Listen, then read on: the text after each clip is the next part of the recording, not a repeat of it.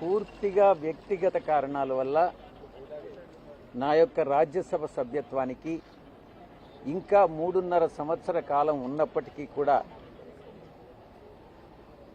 రాజీనామాని ఉపరాష్ట్రపతి గారు మా యొక్క రాజ్యసభ చైర్మన్ అధ్యక్షుల వారికి సమర్పించడం జరిగింది.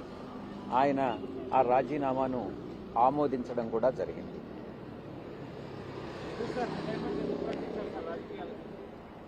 పూర్తిగా వ్యక్తిగత కారణాల వల్ల రాజీనామా మాత్రమే కాదు, రాజకీయాల నుంచి కూడా తప్పుకోవాలన్నటువంటి నిర్ణయాన్ని తీసుకోవడం జరిగింది.